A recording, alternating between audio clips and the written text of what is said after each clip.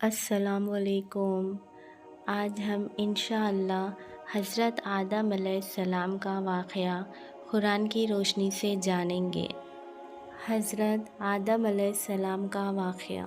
آدم علیہ السلام اللہ تعالیٰ کے پہلے نبی اور پیغمبر تھے، جن کو اللہ رب العزت نے خود اپنے ہاتھوں سے بنایا، مطلب ان کے کوئی ماں باپ نہیں تھے۔ یہ کرشمہ صرف اللہ تعالیٰ ہی کر سکتے ہیں، سبحان اللہ۔ ہم سب بابا آدم علیہ السلام کی نسل ہے۔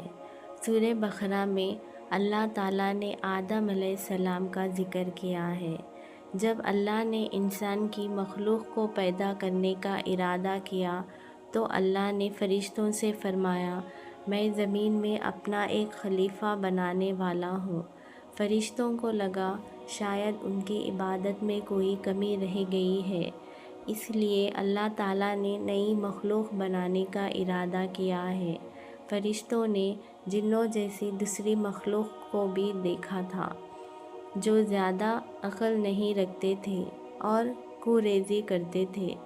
فرشتوں نے اللہ تعالیٰ سے کہا، اے اللہ، ہم آپ کی تسبیح، حمد اور پاکی بیان کرتے ہیں، کیا آپ ایسے مخلوق پیدا کریں گے جو زمین میں فساد کرے گی اور خون خرابہ کرے گی؟ اس کے جواب میں اللہ تعالیٰ نے فرمایا، جو میں جانتا ہوں تم نہیں جانتے۔ فرشتوں نے آپس میں کہا کہ اللہ تعالیٰ جو بھی مخلوق پیدا کریں گے وہ ہم سے زیادہ علم نہیں رکھ سکتے۔ پھر اللہ تعالیٰ نے آدم علیہ السلام کو علم سے نوازا اور انہیں کچھ چیزوں کے نام سکھا دیے۔ پھر اللہ تعالیٰ نے آدم علیہ السلام کو فرشتوں کے سامنے پیش کیا اور فرشتوں سے فرمایا کہ تم ان چیزوں کے نام بتاؤ اگر تم سچے ہو۔ فرشتوں نے کہا، ہمیں تو اتنا ہی علم ہے جتنا آپ نے سکھایا ہے، اس سے زیادہ ہم کچھ نہیں جانتے۔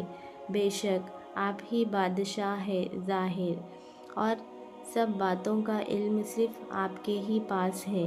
اللہ تعالیٰ نے پھر آدم علیہ السلام سے فرمایا، اے آدم، تم بتا دو ان چیزوں کے نام۔ پھر جب آدم علیہ السلام نے اللہ کے حکم سے ان چیزوں کے نام بتا دیے تو اللہ تعالیٰ نے فرشتوں سے فرمایا کہ میں نہ کہتا تھا کہ میں آسمانوں اور زمین کی پوشیدہ چیزوں کو جانتا ہوں۔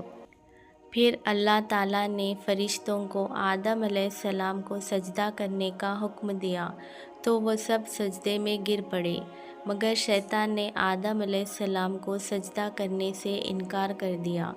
اللہ تعالیٰ نے فرمایا کہ اے ابلیس، تجھے کیا ہوا ہے؟ تو نے سجدہ کیوں نہیں کیا؟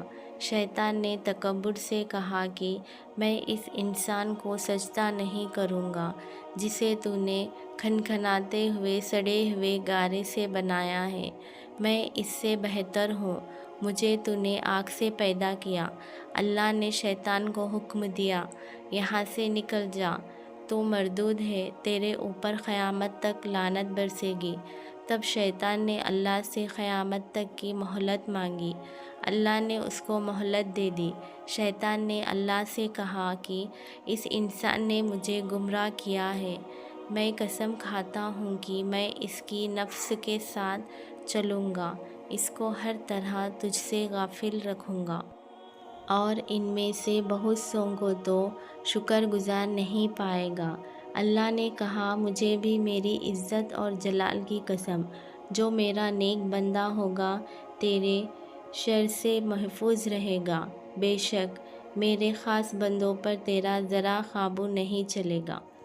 جنت کے سارے نعمتوں کے باوجود آدم علیہ السلام خود کو اکیلا محسوس کرتے تھے۔ پھر اللہ تعالیٰ نے اماں حوا کو بنایا تاکہ آدم علیہ السلام ان سے سکون پا سکے۔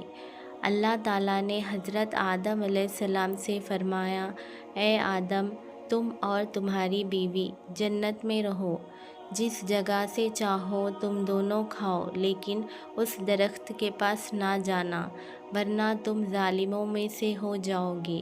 پھر شیطان نے ان کے دل میں وسوسہ ڈالا اور ان کو یہ کہہ کر بہکایا کہ تمہارے رب نے تم کو اس درخت سے اس لیے دور رہنے کو کہا کہ تم کہیں فرشتے نہ بن جاؤ، کہیں ہمیشہ زندہ رہنے والے نہ بن جاؤ۔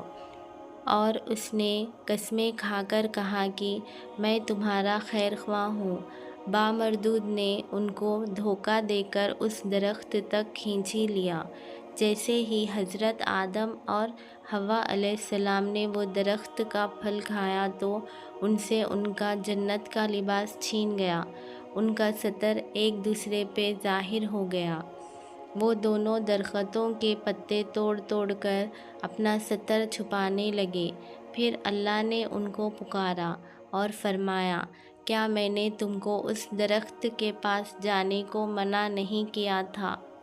اور یہ بھی کہا تھا کہ شیطان تمہارا کھلا دشمن ہے۔ حضرت آدم اور حوا علیہ السلام نے کہا، اے ہمارے رب، ہم نے اپنے اوپر ظلم کیا، اگر آپ ہمیں نہ بخشیں گے اور ہم پر رحم نہ کریں گے تو ہم برباد ہو جائیں گے۔